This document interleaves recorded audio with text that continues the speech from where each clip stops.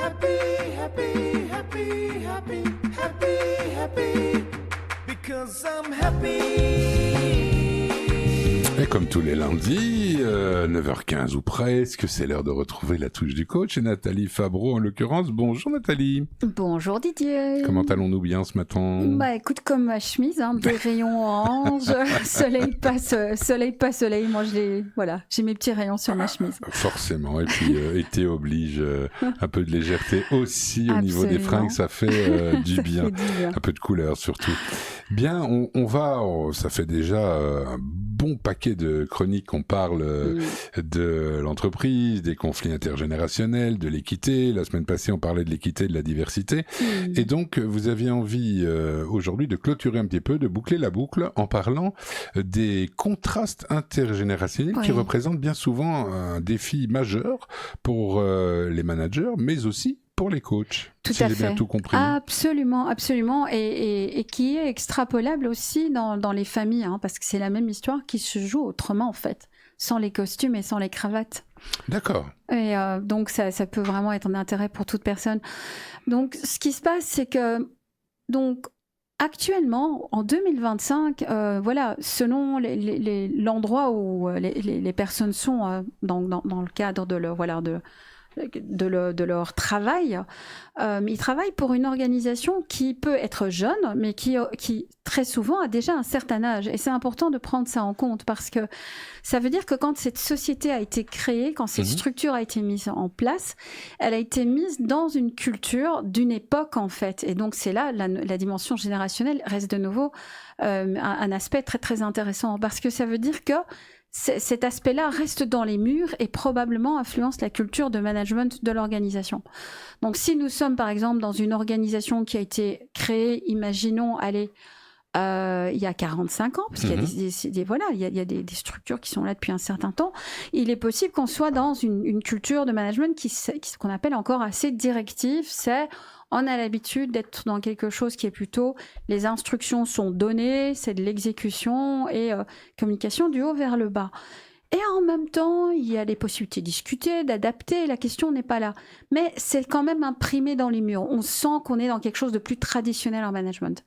Et cet aspect-là, il peut créer un contraste, notamment de par le fait que actuellement, dans ces structures-là, on a différentes générations qui cohabitent, qui sont montées à bord progressivement. Et puis, on a maintenant la nouvelle génération qui est là et qui se voit beaucoup plus en démocratie, qui estime qu'elle peut tutoyer, qu'elle aurait un avis à donner, y compris au directeur général de la structure. Donc, où il y a tout est possible. Et donc, on a ce contraste qui est là et qui n'est pas toujours facile à ressentir et à gérer, mais voilà, qu'on soit au-dessus ou qu'on soit sur le terrain. Et donc ça, c'est un aspect important à prendre en compte aussi parce qu'on ne sait pas toujours pourquoi il y a ces tensions. Donc moi, je les nomme dans cette émission en disant, mais il est intéressant de voir l'âge de l'organisation, de voir quelle est la culture de management. Est-ce qu'on est dans quelque chose de plutôt démocratique ou plutôt du haut vers le bas?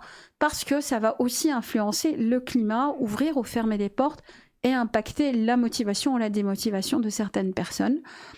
Ça peut rassurer des personnes qui aiment qu'on leur dise qu'elles ont à faire et qui vont dans leur coin et ils sont dans l'exécution nette et précise et claire et s'y retrouvent. Donc ça peut rassurer des personnes qui ont besoin de cadre et de structure. Tout à fait.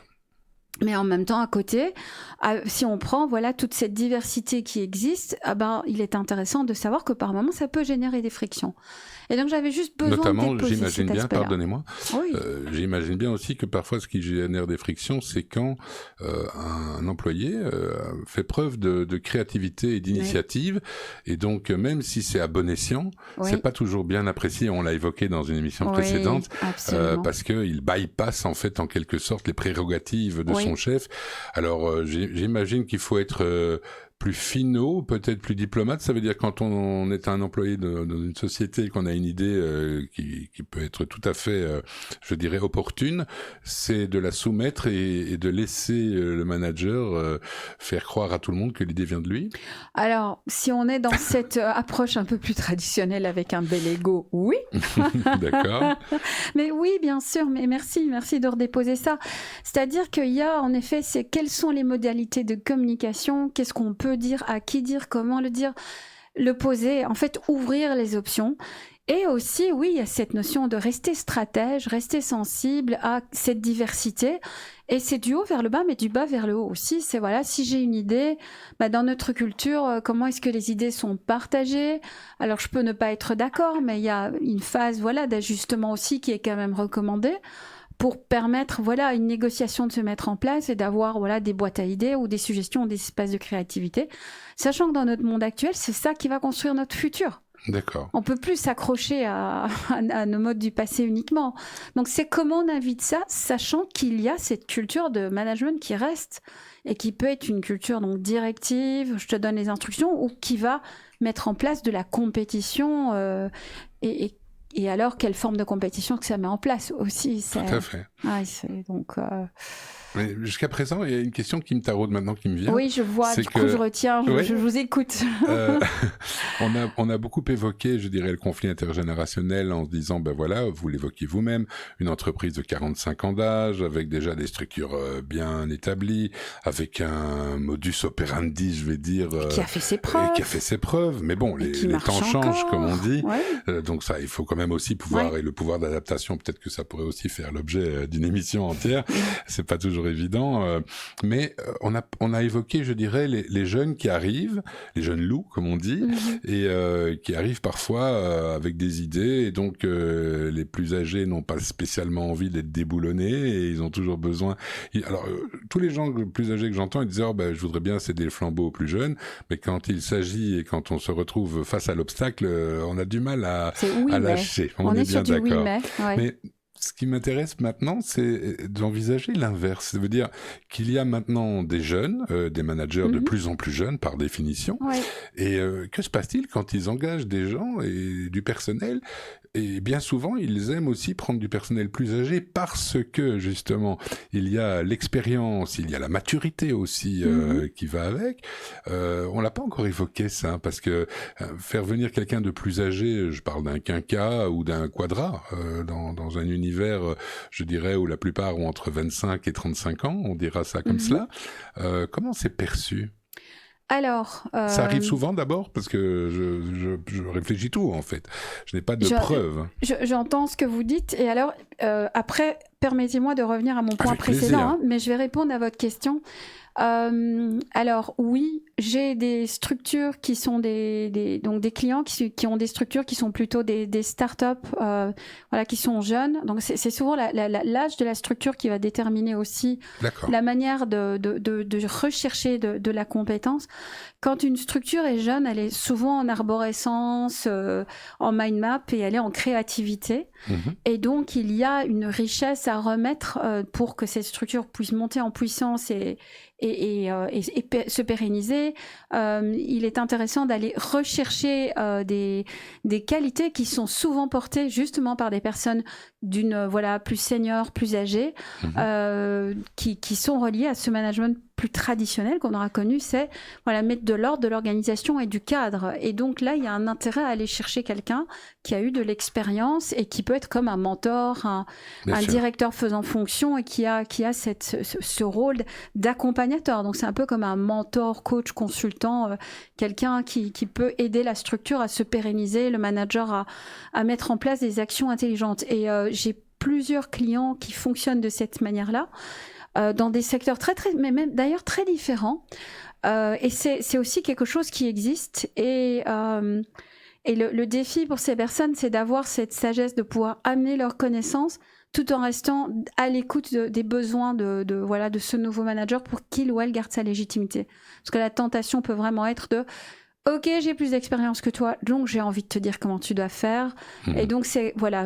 Quand est-ce que je te dis, quand est-ce que tu me demandes et je te le dis, quel est le contrat qu'on passe dans ma présence, dans ta structure pour pas que je te délégitimise, parce que j'ai une intervention comme ça en tant que coach où il y avait une organisation qui dysfonctionnait parce que la personne qui était là, la personne plus senior, n'avait pas réalisé, elle avait pris pouvoir en fait sur la structure de par son expérience et donc c'était cette personne qu'on regardait et pas la responsable en fait et donc c'était devenu dysfonctionnel et c'était vraiment, il y avait une triangulation qui se mettaient en place. C'est particulier, et même si c'était à juste titre, dans le sens... À juste titre, oui, parce que... C'est fort, hein, parce oui. que ça veut dire quoi? Que dans le sens, on va essayer de recadrer la personne plus âgée ou la personne en question qui a plus de crédibilité, je dirais, de manière tout à fait naturelle, hein, je parle pas de ceux qui écrasent des cadavres pour y arriver, ou alors il arrive aussi qu'on éjecte ou qu'on doive sortir, je dirais, du circuit, la personne qui était là en place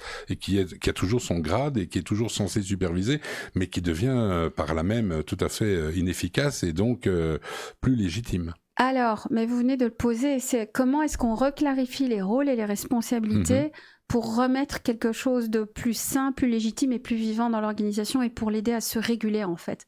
Et c'est souvent reclarifier les rôles et les responsabilités qui, peuvent, parce que l'inconscient, il remonte à la surface. Absolument. Et donc, c'est comment vraiment être très conscient de qu'est-ce qui nous active à sortir de nos rôles et de nos responsabilités et qu'est-ce qu'on met en place pour communiquer dessus et garder vraiment des rôles qui restent sains et complémentaires et qui permettent à l'organisation de grandir en fait. D'accord. Donc, et ça, c'est le rôle du coach dans ce type d'intervention. Mais ce que j'aime bien, en fin de compte, si on vous écoute bien et si je veux faire un résumé global de toutes nos chroniques jusqu'à présent, il n'y a pas de problème, il n'y a que des solutions. Absolument. Tout est apprentissage et opportunité. Et il y a des moments où il y a des décisions claires, nettes, précises et radicales qui doivent être prises si on a fait le tour de la question. Ben ça, c'est comme dans tous les secteurs Comme de tout. jeu, que ce soit la vie privée, la vie publique. Absolument. On a toujours des décisions. Même les étudiants qui doivent choisir quelles études ils vont faire, il y a des décisions à prendre. Voilà. Et qu'il faut aussi bien souvent, et même quasiment toujours, assumer aussi. Absolument. Tout a un avantage et tout a un prix. Et ça, c'est la vie. Eh bien voilà. Et la vie est belle. Et la vie, on en parle avec vous chaque semaine. Et donc, c'est un vrai bonheur. On se retrouve la semaine prochaine, Nathalie. Semaine prochaine. Merci. Je rappelle que nos auditeurs peuvent vous retrouver, bien sûr, c'est tous les mercredis, c'est ça? Les mercredis, diffusion 10h30, oui, coach est là. Absolument. Et là, on aborde plein de thématiques de vie et entreprise et développement personnel. Ah ben, génial. J'ai hâte de vous écouter une fois de plus, d'ailleurs. Merci beaucoup. Merci, à la semaine prochaine. À la semaine prochaine. Happy, because I'm happy.